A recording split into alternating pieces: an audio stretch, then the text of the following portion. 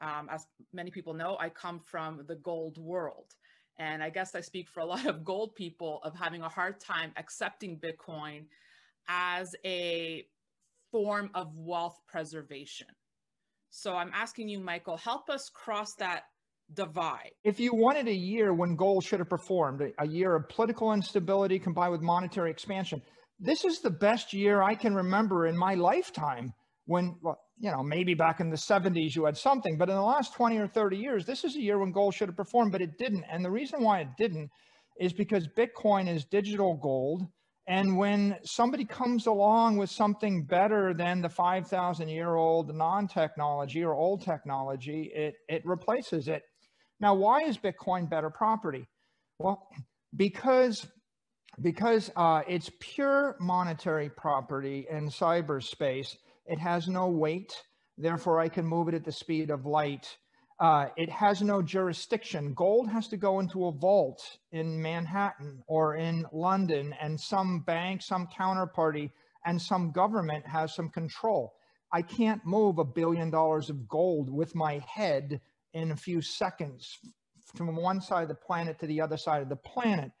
And so as long as you have mass and locale, the property is going to potentially be impaired. If you had $100 million and you bought land in California, the governor of California has some power over the value of the land. The government can impair the asset. If you take $100 million and you put it in gold and put it in a vault in a bank, they can impair the asset. The government, the governor, the mayor can impair the asset. The laws of physics impair the asset. I can't wiggle my nose and move the gold 1,000,000 times in a split second. The laws of physics control me. With Bitcoin, the government can't impair the asset so easily.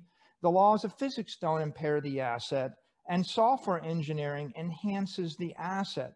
So if I'm looking for a way to pass monetary energy, money, 30 years in the future, I have to figure out how it's not going to be impaired.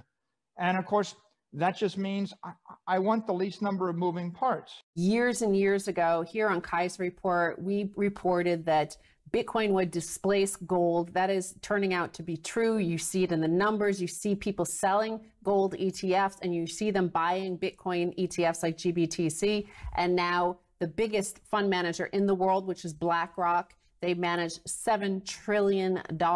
BlackRock CIO says Bitcoin will take the place of gold to a large extent. Bitcoin's network effect has forced traditional financiers to change their tune on the digital currency.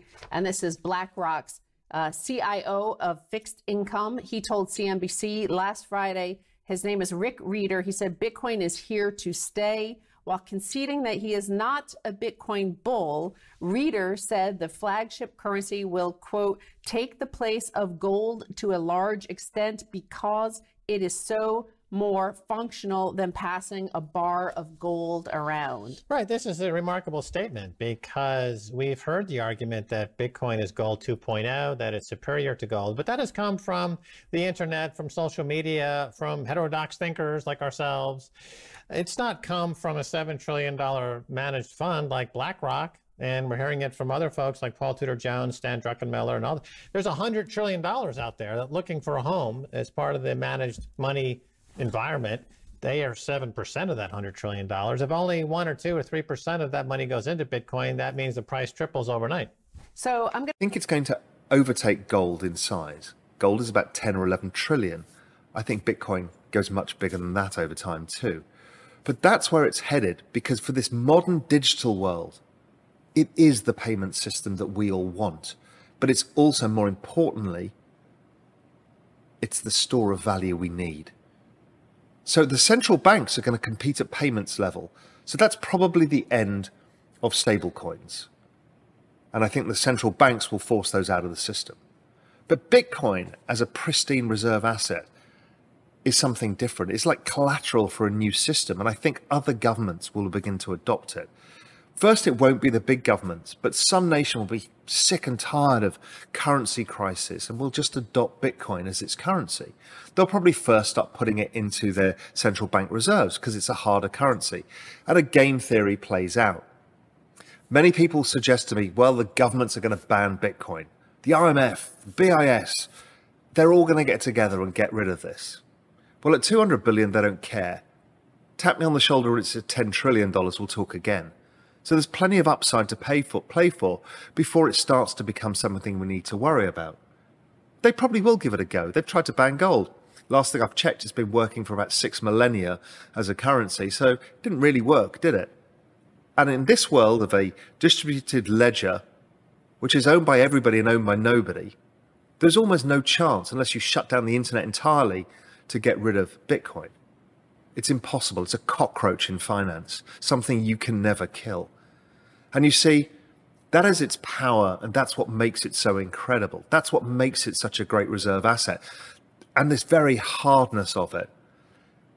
So I think they may try, but in a globalized world of regulatory arbitrage, somebody else will adopt it. Both of you are significant holders of Bitcoin, buying a significant amount back in 2013. Tyler, I'll start with you. What have you been doing over the last 8 months to accommodate this meteoric rise we've seen in Bitcoin? And have you been personally doubling down on your investment in Bitcoin?